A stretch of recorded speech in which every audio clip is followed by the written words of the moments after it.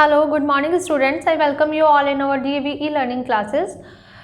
हमने हमारी previous class में देखा था कि ऑर्गेनोमेटेलिक कंपाउंड्स जो हैं 4 टाइप्स के हैं। आयनिक ऑर्गेनोमेटेलिक कंपाउंड्स और कोवेलेंट ऑर्गेनोमेटेलिक कंपाउंड्स की स्टडी हमने प्रीवियस क्लास में कर ली थी। उसके बाद में अब हमारे पास में 2 ऑर्गेनोमेटेलिक कंपाउंड्स रहते हैं। एक रहता है इलेक्ट्रॉन डेफिशिएंट ऑर्गेनोमेटेलिक कंपाउंड्स और जो लास्ट जो है वो है पाई इलेक्ट्रॉन बॉन्डेड या फिर हम बोल सकते हैं इसको delocalised pi electron bonded organometallic compounds. ठीक है, तो आज हम ले रहे हैं इसका third one, that is the electron deficient organometallic compound.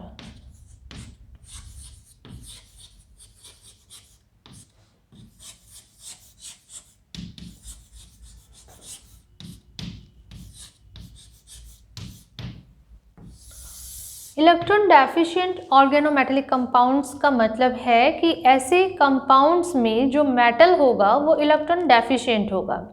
अब इलेक्ट्रॉन डेफिशिएंट या इलेक्ट्रॉन न्यून होने का मतलब है जैसा अभी हमने प्रीवियस क्लास में भी देखा था कि जब कभी भी कंपाउंड में मेटल का वैलेंस शेल इनकम्प्लीट होता है, वहाँ पर हमने बात की थी 16 इलेक्ट्रॉन स्पीशीज़ की कि 16 इलेक्ट्रॉन स्पीशीज़ अगर है जो ट्रांजिशन मेटल आयंस के लिए था और वो 18 इलेक्ट्रॉन स्पीशीज़ में अगर कन्वर्ट हो जाती है तब तो वो इलेक्ट्रॉनिकली सैचुरेटेड हो जाती है, अदरवाइज वो क्या रहती है, इलेक्ट्रॉनिकली अनसैचुरेटेड रहती है। ठीक है, तो इस तरह के कंपाउंड्स जिनमें जिनका वैलेंस शेल जो है वो इनकम्प्लीट रहता है, सेंट्रल मेटल एटम का जो वैलेंस शेल है वो क्या रहेगा, इनकम्प्लीट रहेगा, तो उन्हें इलेक्ट्रॉन डेफिशिएंट ऑर्गेनोमेटेलिक कंपाउंड्स कहा जाएगा।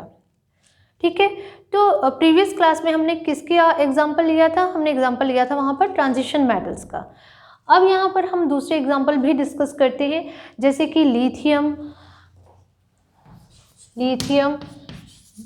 बेरिलियम और magnesium, boron, aluminium, gallium, indium और टेलुरियम।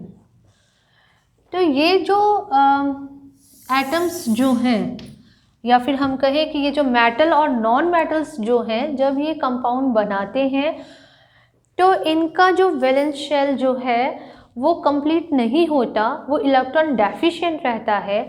तो इसलिए ऐसे मेटल नॉन मेटल से जो भी कंपाउंड बनेगा, एल्काइल और एराइल के साथ में जो भी कंपाउंड बनेगा वो कंपाउंड क्या कहलाएगा, इलेक्ट्रॉन डेफिशिएंट ऑर्गेनोमेटेलिक कंपाउंड कहलाएगा। ठीक है, अब फॉर एग्जांपल यहाँ पर अब हम देखते हैं कि ये बोरोन है, बोरोन, गैलियम, इंडियम और टेलुरियम, ये सभी के सभी जो हैं ये बनाते हैं ट्राई एल्काइल ऑर्गेनोमेटेलिक कंपाउंड्स का फॉर्मेशन करते हैं। ठीक है, मतलब जैसे ये बनाएगा ट्राई इथाइल बोरोन बना लेगा, ट्राई मिथाइल बोरोन बना लेगा। ठीक है, इसी तरह से गैलियम, इंडियम, टेलुरियम भी क्या बना लेते हैं, ट्राई एल्काइल मेटल बना लेते हैं, ट्राई एल्काइल ऑर्गेनोमेटेलिक कंपाउंड्स का फॉर्मेशन कर लेते हैं।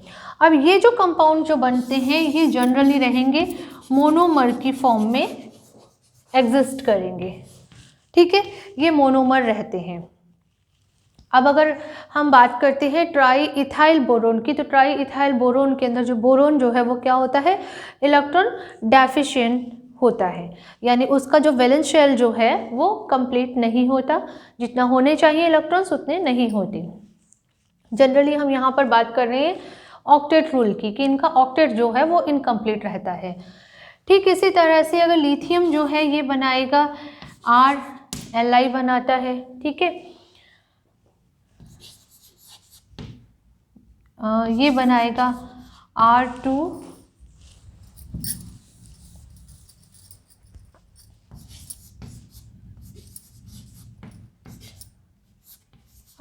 मैग्नीशियम और R3 एल्यूमिनियम। अब ये जो है ये भी इलेक्ट्रॉन डेफिशिएंट होते हैं, लेकिन ये इलेक्ट्रॉन डेफिशिएंट होने के बावजूद किस में रहेंगे, ये बनाते हैं डाइमर या मोनोमर का फॉर्मेशन, डाइमर या पॉलीमर का फॉर्मेशन करते हैं, डाइमर या पॉलीमर का फॉर्मेशन करते हैं। ठीक है,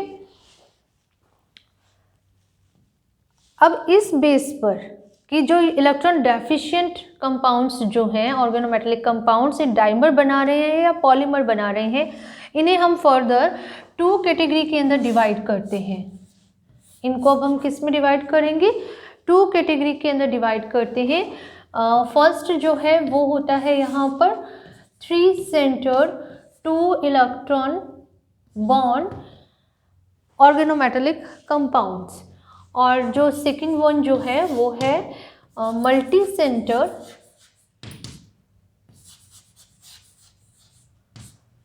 2 इलेक्ट्रॉन ऑर्गेनोमेटेलिक कंपाउंड्स। ठीक है, तो यहाँ पर अभी हम फर्स्ट देखते हैं, that is the compounds containing 3 centre 2 electron bond.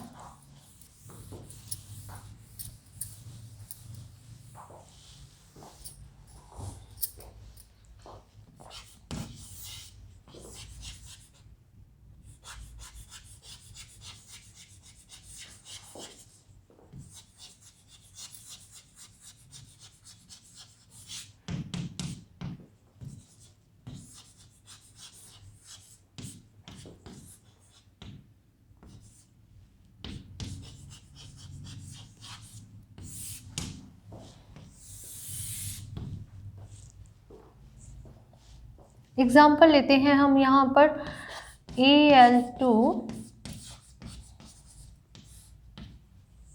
CH3 whole 6। वैसे ये होता है CH3 का होल थ्राइस एल्यूमिनियम, तो ये जो है डाइमर की फॉर्म में एग्जिस्ट करता है इस तरह से।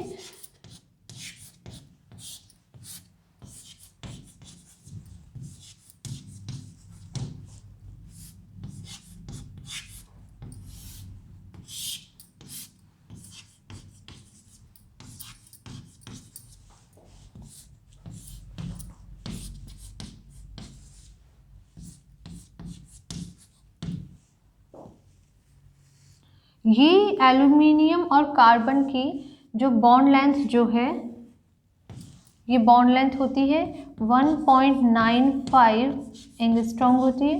ठीक है, और ये बॉन्ड लेंथ जो है, ये बॉन्ड लेंथ होती है यहाँ पर 2.12 एंगस्ट्रॉम होती है, और ये बॉन्ड एंगल जो है ये होता है 110 डिग्री का। ठीक है, तो इस तरह से ये मॉलिक्यूल जो है कैसे एग्जिस्ट कर रहा है, ये डाइमर की फॉर्म में एग्जिस्ट कर रहा है। यहाँ पर जो ये CH3 यानी एल्काइल ग्रुप जो है, यहाँ पर एल्काइल ग्रुप क्या है, मिथाइल ग्रुप है, तो ये मिथाइल ग्रुप जो है ये कहलाता है ब्रीजिंग मिथाइल। ये क्या कहलाएगा, ये कहलाएगा ब्रीजिंग मिथाइल, और ये वाले मिथाइल जो हैं ये कहलाते हैं टर्मिनल मिथाइल।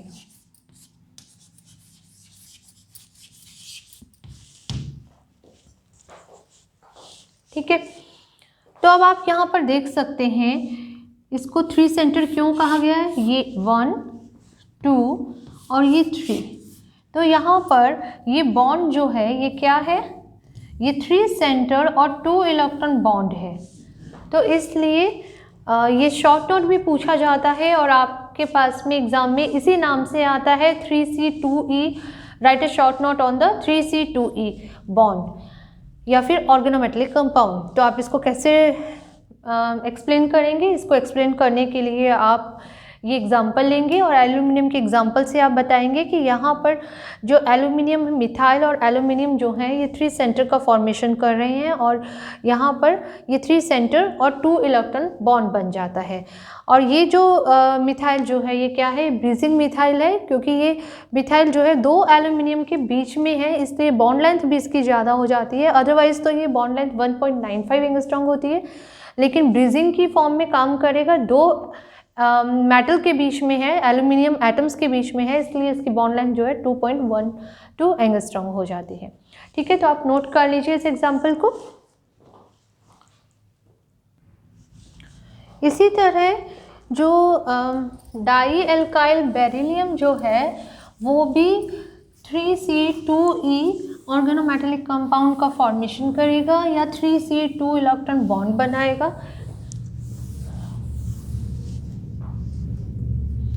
यहाँ पर आप ये वाला बॉन्ड भी शो कर सकते हैं, ये है 124 डिग्री का होता है। ठीक है, तो एक एग्जांपल ये हो गया। सेकेंड एग्जांपल लेते हैं अब इसका। किसका एग्जांपल चल रहा है? 3C2 इलेक्ट्रॉन बॉन्ड का एग्जांपल है।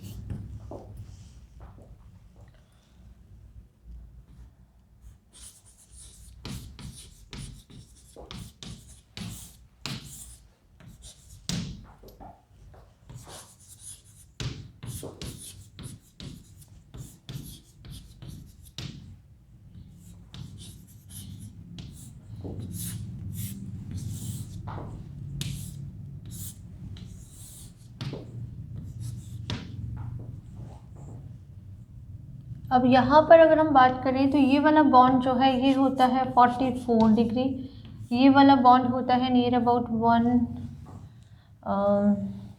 116 डिग्री होता है, और ये बॉन्ड लेंथ जो है ये होती है 1.93 एंगस्ट्रॉम। ठीक है, तो ये एग्जाम्पल किसका हो गया? ये एग्जाम्पल हो गया है हमारा 3 सेंटर 2 इलेक्ट्रॉन बॉन्ड का। नेक्स्ट एग्जाम्पल लेते हैं यहाँ पर, एग्जाम्पल नहीं, नेक्स्ट अब सब पार्ट लेते हैं इसका, that is the multi centre 2 electron bond.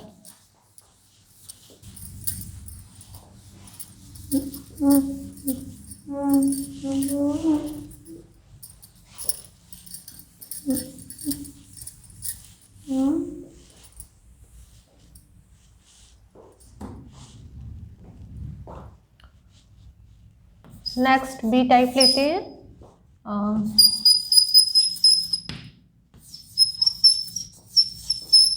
Multi centre, not centred, multi centre 2 electron bond. इसमें हम एग्जांपल लेते हैं टेट्रा एल्काइल लिथियम का। ठीक है, तो टेट्रा एल्काइल लिथियम में जो एल्काइल जो है ये हो सकता है मिथाइल या फिर हो सकता है C2H5।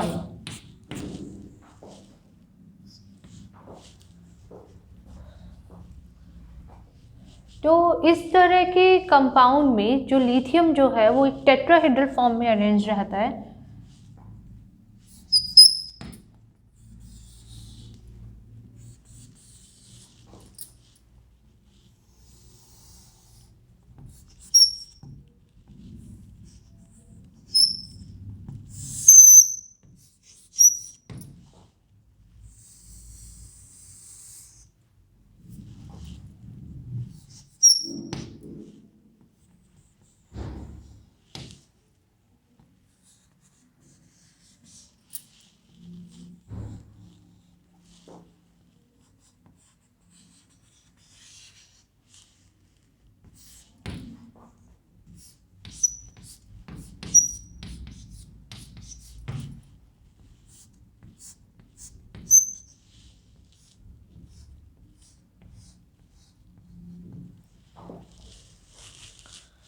इस तरह से ये जो टेट्रा एल्काइल लिथियम जो है ये मल्टी सेंटर 2 इलेक्ट्रॉन बॉन्ड का फॉर्मेशन करता है। यहाँ पर अब आप देख रहे हैं कि ये जो कार्बन जो है ये इस लिथियम के साथ में भी जुड़ा हुआ है, इस लिथियम के साथ में भी जुड़ा हुआ है और इस लिथियम के साथ में भी जुड़ा हुआ होता है। ठीक है, अब ये जो है ये बॉन्ड एंगल ये होता है 68 डिग्री। ठीक है, और ये वाली जो बॉन्ड लेंथ जो है ये डॉट डॉट लाइन से जो हमने दिखाई है ये होती है 2.68 एंगस्ट्रॉम के नियर अबाउट होता है। ठीक है, तो अब ये मिथाइल ग्रुप जो है वो इस लिथियम के, कौन सा लिथियम, अगर हम इसको नंबर डाल देते हैं 1 2 3 4, तो ये 2 3 4 ये लिथियम का जो एक फेस जो बनेगा, जो टेट्राहेड्रल का जो एक फेस जो बनेगा, उस फेस के ऊपर की तरफ इस तरह से नियर अबाउट इसके सेंटर में, उस फेस के सेंटर में एक मिथाइल जो है वो लगा हुआ होता है। तो इसलिए हम इसे क्या बोलते हैं, this is the multi centre, क्योंकि 3 लिथियम हो गए हैं यहाँ पर, मल्टी सेंटर 2 इलेक्ट्रॉन बॉन्ड बोलते हैं। ठीक है, तो ये एग्जांपल भी आप नोट कर लीजिए।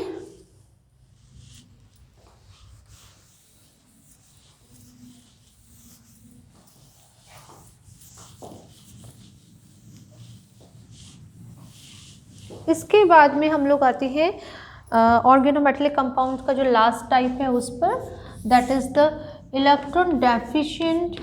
इलेक्ट्रॉन डेफिशिएंट तो हो गया है, डीलोकेलाइज्ड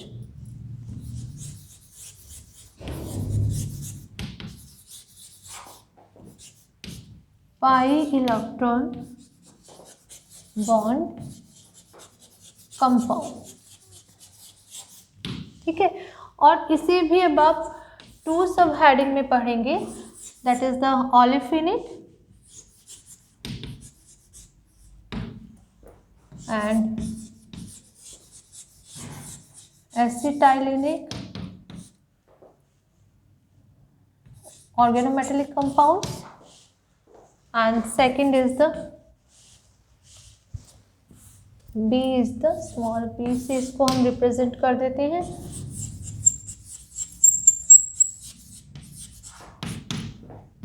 sandwich compounds.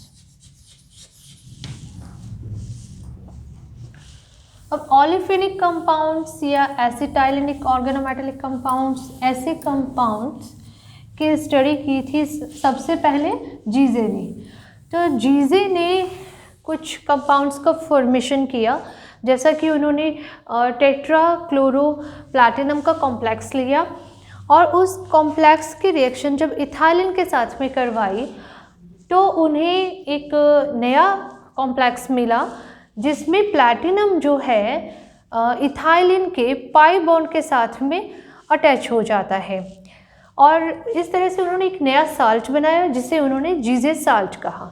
So what is the Zeise salt, ये आपका वेरी शॉर्ट क्वेश्चन में भी आता है, और अगर इसकी explain the structure of Zeise salt हो जाएगा तो इस सेक्शन बी का भी क्वेश्चन बन जाता है। So this is very important, ये दोनों ही इंपॉर्टेंट हैं यहाँ पर, इन दोनों से ही क्वेश्चन पूछे जाते हैं। और इसी तरह से जो अभी हमने किया third type, that is the 3C2 electron bond and the 2C2 electron bond, तो उसमें से भी आपका सेक्शन ए और सेक्शन बी के क्वेश्चन बनेंगे। तो अभी हम क्या देख रहे हैं, जीजे salt.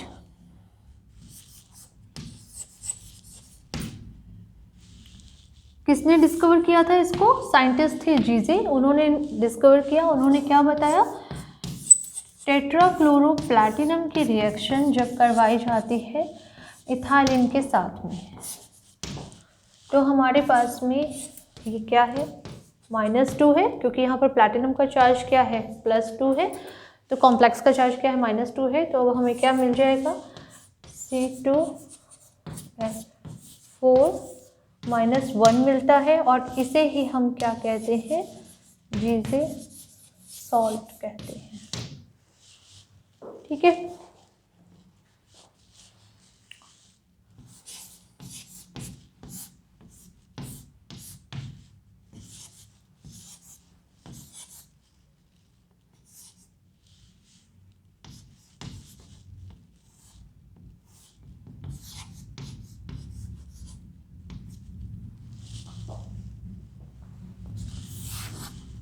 What is this, this is the Zeise salt. और अगर आपको कहता है कि जीजे सॉल्ट के स्ट्रक्चर बनाइए तो कैसे बनाते हैं, उससे पहले हम डिस्कस करते हैं इस बॉन्ड को। इथाइलिन में जो है कार्बन कार्बन के बीच में एक तो बॉन्ड होता है, वो होता है सिग्मा बॉन्ड, और एक बॉन्ड होता है पाई बॉन्ड।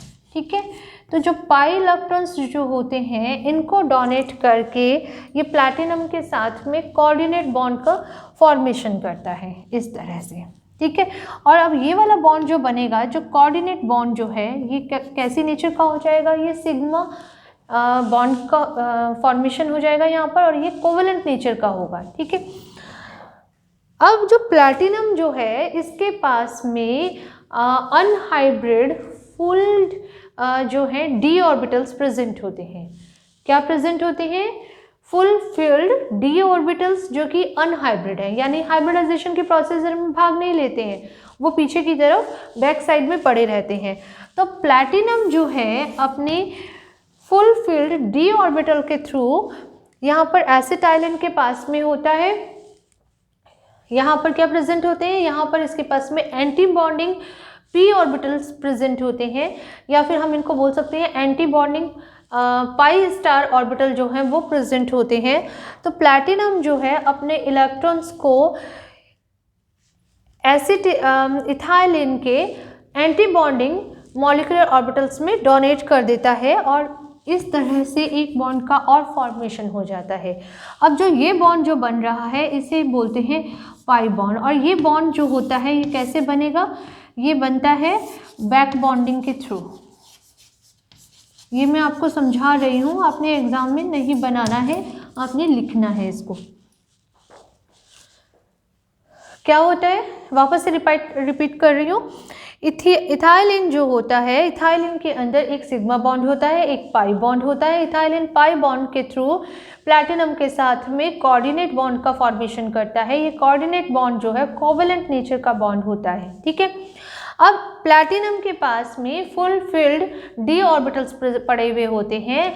प्लैटिनम उन डी ऑर्बिटल्स के इलेक्ट्रॉन को बैक बॉन्डिंग के थ्रू इथाइलिन के एंटी बॉन्डिंग मॉलिक्यूलर ऑर्बिटल में डोनेट करता है।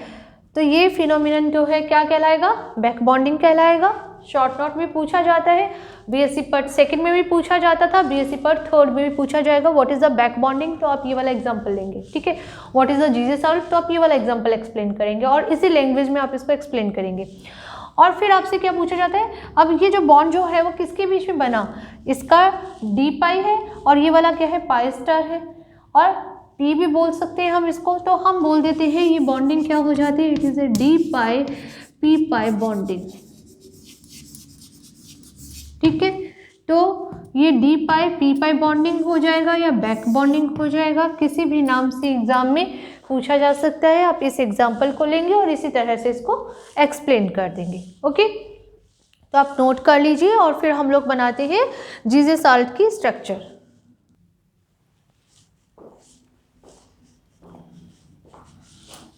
तो देखिए, ये प्लैटिनम है, स्क्वायर प्लेनर स्ट्रक्चर है इसके। तो ये हो गया प्लैटिनम Cl3। ठीक है। अब हमारे पास में प्रॉब्लम कहाँ पर है? CH2 का मॉलिक्यूल कैसे जुड़ा हुआ है? तो हम यहाँ पर इसे जोड़ेंगे। ये CH है, CH के पास में भी एक हाइड्रोजन तो अबव द प्लेन होगा, और एक हाइड्रोजन, वैसे तो ये क्या होता है? sp2 हाइब्रिड कार्बन एटम है यहाँ पर। ठीक है। लेकिन इनकी डायरेक्शन जो है हाइड्रोजन एटम की डिफरेंट होती है, तो इसलिए हम ये बॉन्ड की शेप जो है ये डिफरेंट शो कर रहे हैं यहाँ पर।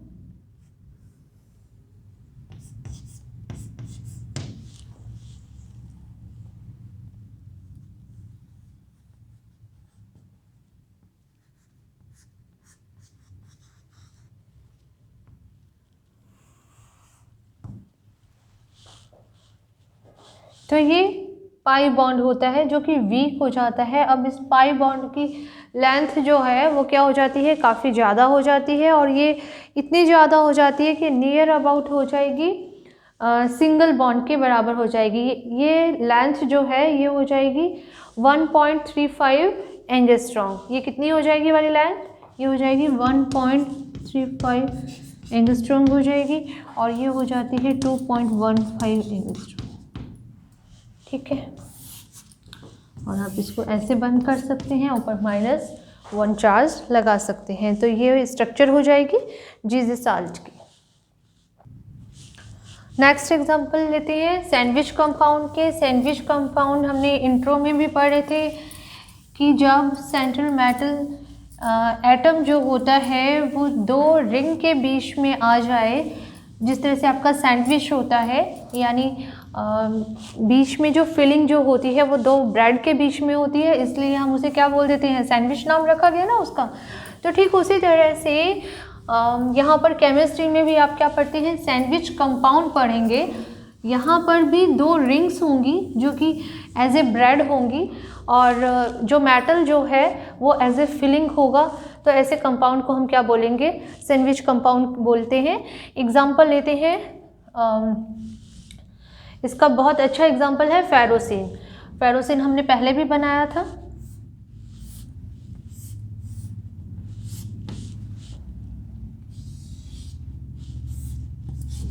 साइक्लोपेंटा डाइइनाइल जो है एनायन के साथ में भी बनेगा ये, और साइक्लोपेंटा डाइइन के साथ में भी बनेगा। हमने दोनों तरह इसका 18 इलेक्ट्रॉन सिस्टम जो था वो उस रूल के अंदर उसको भी काउंट किया था कि इसका 18 इलेक्ट्रॉन जो है वो कंप्लीट हो रहा है। ठीक है, तो ये क्या हो गया, फेरोसिन हो गया। ठीक इसी तरह से रुथेनियम का कॉम्प्लेक्स भी बनता है। यहाँ पर रुथेनियम के कॉम्प्लेक्स में क्या आ जाएगा, Ru आ जाएगा। ये लीजिए, ये भी क्या हो गया, सैंडविच कंपाउंड हो गया। इसी तरह से जो बेंजीन है उसका क्रोमियम के साथ में भी इस तरह से सैंडविच कंपाउंड आप बना सकते हैं। तो ये दो रिंग हो जाएंगी और क्रोमियम जो है बीच में क्या आ जाएगा, दोनों रिंग्स के बीच में आ जाएगा, तो इसलिए ये क्या हो जाएगा, सैंडविच कंपाउंड्स हो जाएंगे। ठीक है, तो ये आपके 4 टाइप्स हो गए हैं ऑर्गेनोमेटेलिक कंपाउंड्स के। आई होप आपको समझ में आ गए होंगे। इसकी डिटेल स्टडी हमने 18 इलेक्ट्रॉन रूल में भी की हुई है कि किस तरह से 18 इलेक्ट्रॉन्स इनके कंप्लीट हो रहे हैं। तो आपको अगर रिवाइज करना हो तो आप प्लीज़ इससे पहले वाला लेक्चर देख लीजिएगा। इससे स्टार्टिंग वाला लेक्चर है वो 18 इलेक्ट्रॉन के नाम से ही है, तो आप उसको एक बार देख लीजिएगा, आपको इसकी स्ट्रक्चर फिर से क्लियर हो जाएगी। तो आज हम इतना ही करते हैं। Okay, thank you students.